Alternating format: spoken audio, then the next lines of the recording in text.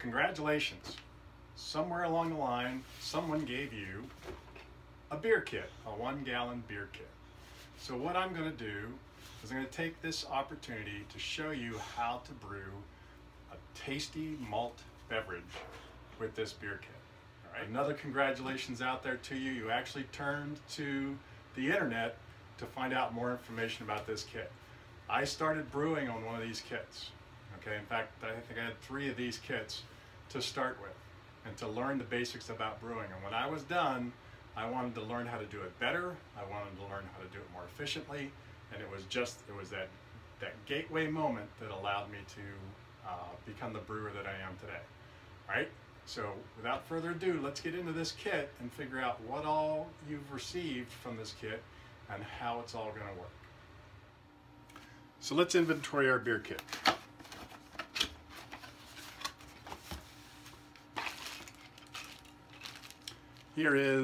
This is an airlock that allows you to ferment your beer without letting any nasties get into it. This is the lid for your fermenter. This is a cap for your for the tool you use to siphon the beer.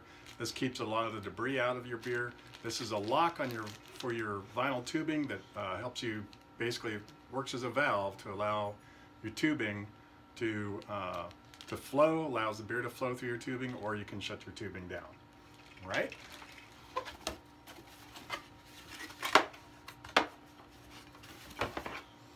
And here's the vinyl tubing that you're going to get with your kit. Your 1-gallon moonshine jug, cider jug, whatever. Okay, any 1-gallon vessel will do, but this works with all the other equipment that you've been given. This is what's called your racking cane, and this is what that black cap fits on the end of, okay? It's just a hard plastic 90-degree bend tube. Thermometer. You're going to need a thermometer to do this brew correctly, all right? So make sure you have a thermometer, and if you look at this kit, that thermometer is broken. Fortunately, I have another one. Okay, but you need a thermometer. So if your thermometer is broken, you need to go to your big box store and get a new thermometer.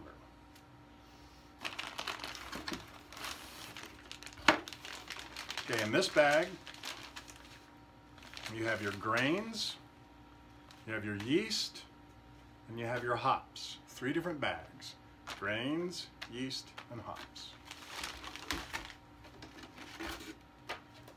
And finally, the instructions. Okay, so the instructions we're going to walk you through exactly the same way these instructions are laid out, but we'll give you some explanations about each one of these as we go through it. Now we've done the inventory of our kit. I'm just going to put it all back here for a minute, and we're going to talk about the things that they didn't give you. Okay, there are some items that are good that they don't provide you in order to make your brew day go well. They recommend a fine mesh strainer. Okay, I don't have a fine mesh strainer. What I have is a colander. So to make a fine mesh strainer, I went to the big box store and I bought cheesecloth. So if I use cheesecloth and a colander, I'll achieve everything I need to achieve with the fine mesh strainer. Okay, so fine mesh strainer. A funnel. You're going to try to get beer into this jug from a pot. That's not really going to work well unless you have a funnel to help out. Pots. You're going to need at least 3 pots in order to do this job well. Okay?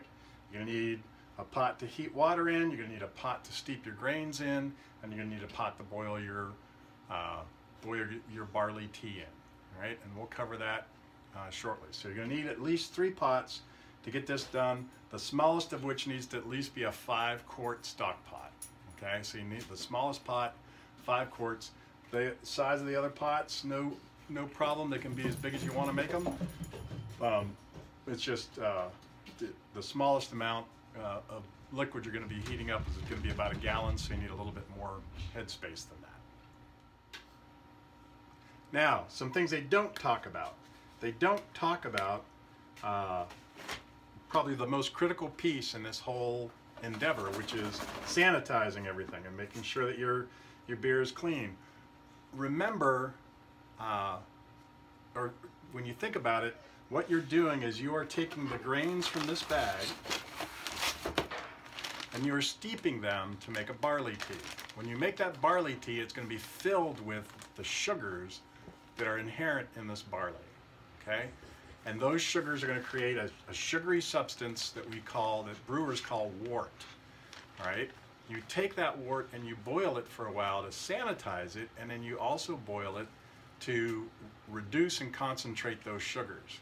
When you're done, you have this cold liquid, room temperature-ish cold liquid, full of sugar. And all kinds of bacteria and other wild yeast and things like that can jump in there and just start munching away on those sugars. That's not the environment that you want. You want to have a very clean and sterile environment, okay, or sanitary environment.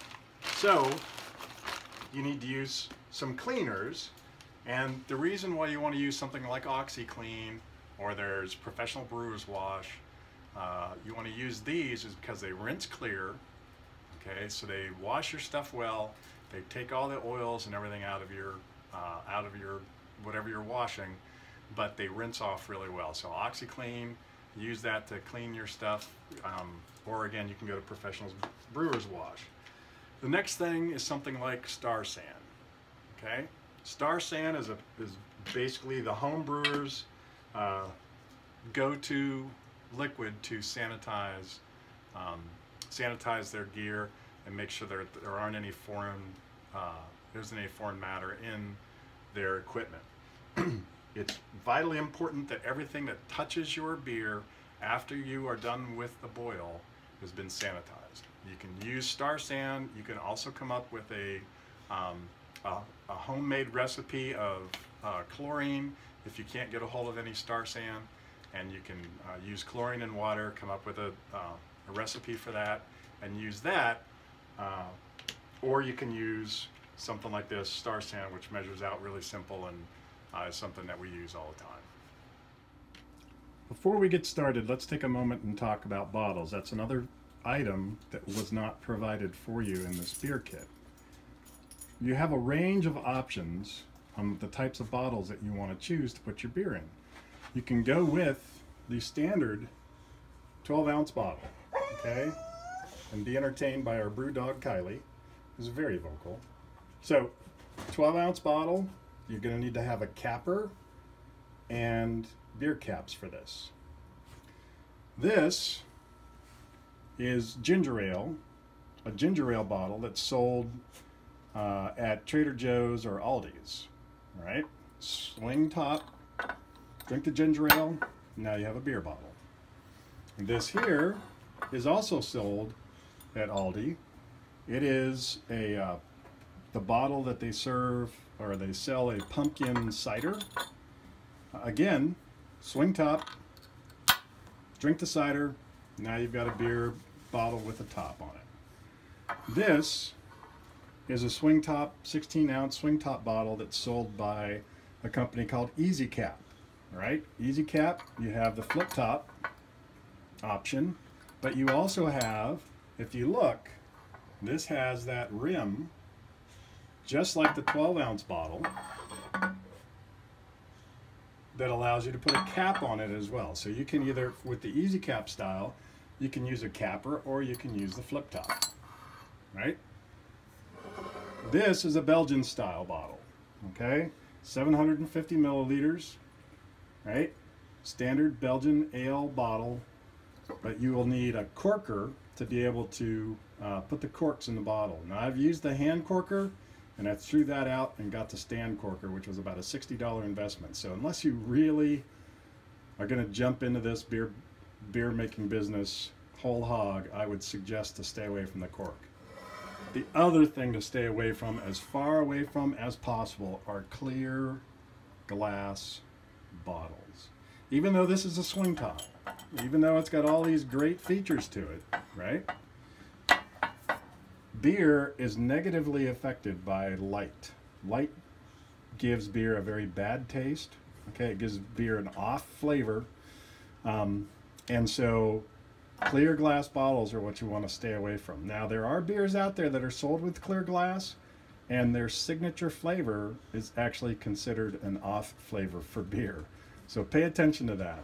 And that's why you'll find breweries like Sam Adams have actually taken their 12-ounce bottles and they've put the case for their 12-ounce bottles all the way up here to help shield their brown bottles, all right, from more light, okay, and from light deterioration of their beer.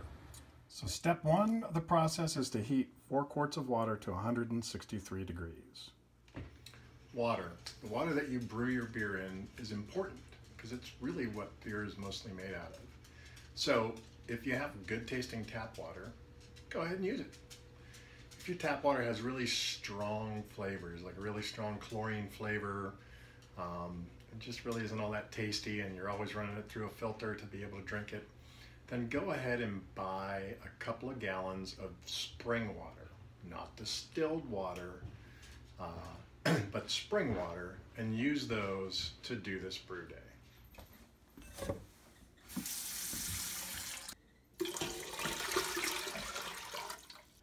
We're starting with 163 degree water because we're going to add room temperature grain, and that's going to drive the temperature of the water down to the point that we want it.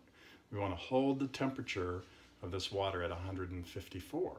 When we add this pound or so of grains to our pot, it's going to drop that temperature down right into the zone that we're looking for. Okay, so we want to keep this, since we're making an ale, we want to keep this temperature right at about 154 degrees while we're doing what's known as the mash. Okay, so we hit 163. I'm going to take the burner, I'm going to put it all the way down on 2, low. I'm going to grab a spoon and I'm going to put in the grains. It's important when you put the grains in that you spread them out as much as you can. You don't want them to clump up and create dough balls, all right? So you want to sprinkle the grains in, use a spoon, stir them in, and now you can begin to smell the smell that you're going to learn to love as you brew. It's the smell of mashing in. It's just such an amazing smell of these grains as they begin to hydrate in this warm liquid. Again, we're creating barley tea here, okay? So that's what this is all about, creating some barley tea. Now it's important to check your temperature, right? Because you want to be in the 154 range or so. You don't want to be much warmer than that. And it appears that we are still up in the 160s. So I'm just going to move this off the burner. I'm going to let the mash cool down on its own. We're going to let our grains mash for about an hour. Not much you can do. You want to constantly check the temperature, like every 5 or 10 minutes, check the temperature. You can turn the heat back on underneath the pot to get it back up to that 154 range. The key is that you don't want to take it too hot. If you take it too hot, what you're going to do is extract some off flavors from the grains, some tannins and some bitter agents that you just really don't want to have in your beer. So you want to keep it at 154. If it drops down to 149, you just warm it back up again and keep it in that range and stir while you're warming. So we've heated up an extra gallon of water, and we're going to take our grains, we're going to strain them, right? And then we're going to rinse them. We're going to strain them out, and I'll show you the colander and the cheesecloth and that kind of stuff, that arrangement, and then we're going to strain our grains, and then we're going to rinse our grains. I changed colanders on you. Sorry, this one fits this pot just a little bit better. So what I've done is I've taken the cheesecloth that I bought at the local Mega Mart and unfolded it, and I set it up in layers. What we're trying to do here is reduce the amount of actual grain that gets into the liquid that we're going to boil. We're just trying to keep that out as best we can. If all you have is one of those metal fencing mask strainers, that's fine. But you really want to try to filter that grain out before you start your boil, and that's what this is for. Now I've gone ahead and upgraded this a little bit. I took a piece of kite string and tied it around the cheesecloth in order to keep it in place. Here comes our mash.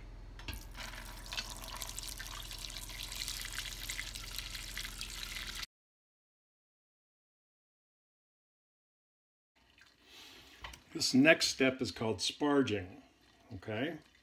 And all we're gonna do is we're trying to rinse the grains.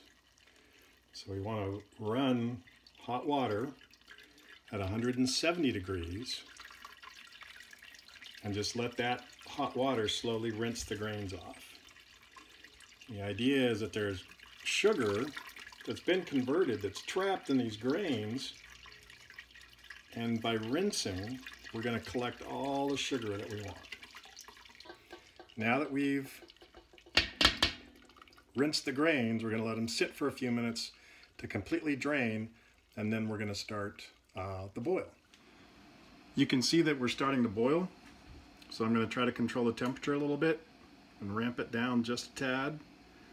But I want to see this foam get sort of incorporated and boil through and sort of boil back into the beer before I do the hops addition. Now our recipe is calling for 3/4 of this bag now, and then 1/4 after the boiling stops. Okay, so 3/4 now, 1/4 after it stops.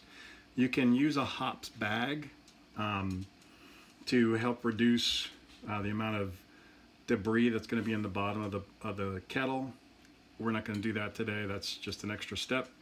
We're just going to go with the hops as it is. And now you can see how we've got the rim of material, got a clear center boiling away, and now we're going to add our hops and start our hour. But we're going to add 3/4 of this bag of hops. And a little bit more. Yeah. And let that go. It's important to leave the lid off while you're boiling your beer, because what's happening is in the process of the boil, you're giving off and sending back out into the air some chemicals that would create off flavors in your beer. So you want those to escape as best as possible. So you want to boil this thing. That's one of the reasons why you boil it for an hour, is you're trying to get rid of all of those chemicals. And it's just, you know, naturally occurring chemicals that are in the grain, but you want to get those out of there, so you keep the lid off. Once you get ready to cool it, then you want to put a sanitized lid on top, okay? And let that sanitized lid protect your beer from the elements. But right now, as long as this is boiling, it's going to be a sanitary solution. So you want to leave the lid off and let it give off gas as much as possible. Just a few seconds away from hitting the hour mark. So once we hit that hour mark, here it comes.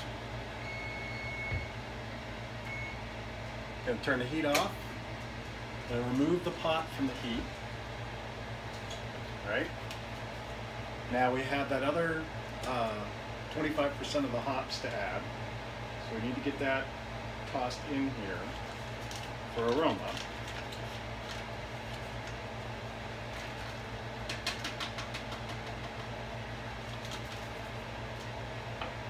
Then we put our sanitized lid on top. And because our lid has this little hole to let steam out to help avoid boilovers, it's the perfect size for my thermometer. So I'm going to toss that in.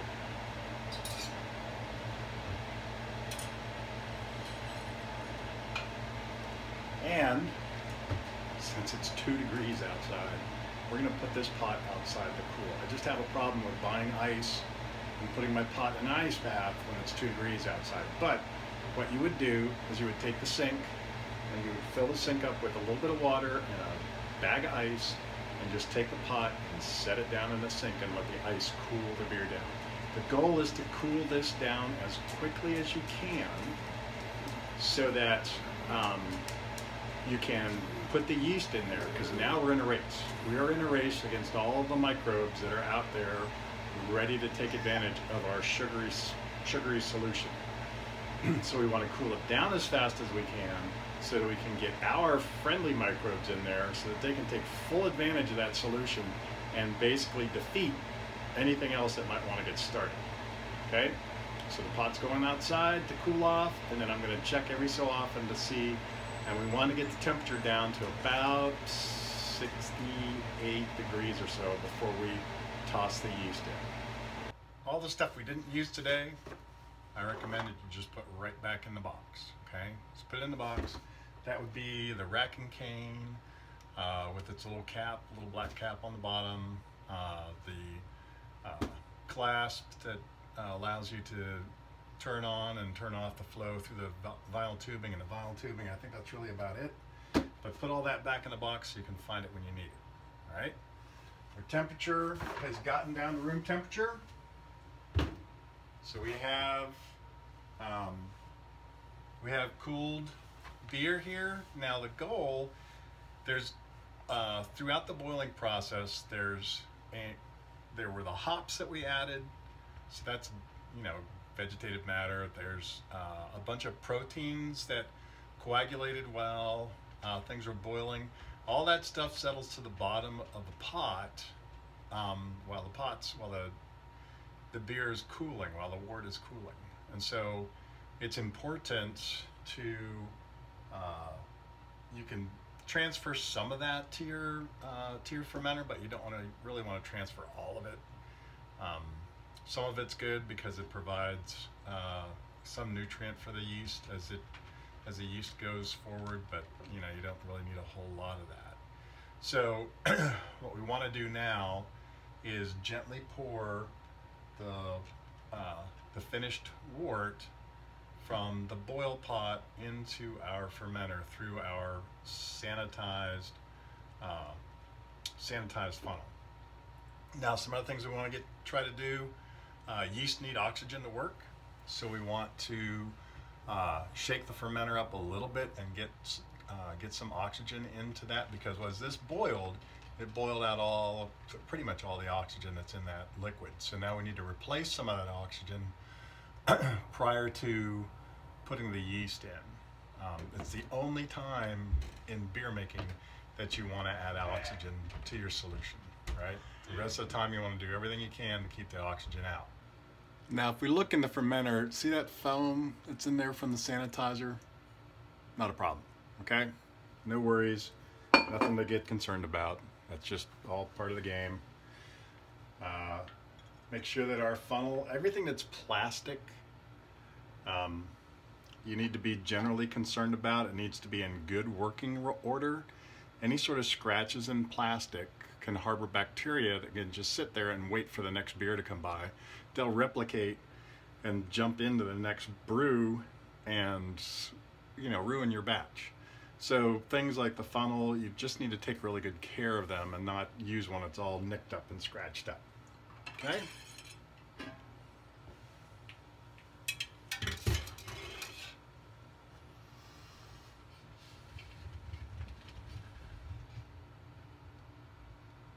And you can see some of the, it's called trube, that's in the bottom of the kettle. And we're not transferring perfectly clear wort, but we're transferring relatively clear wort. But you can see that some of the trube is just getting incorporated, and that's fine. Just not a big deal. It's a dry yeast, so you just want to shake it to get them down to the bottom like you would with a salt or a pepper shaker. All right, and let's cut this open.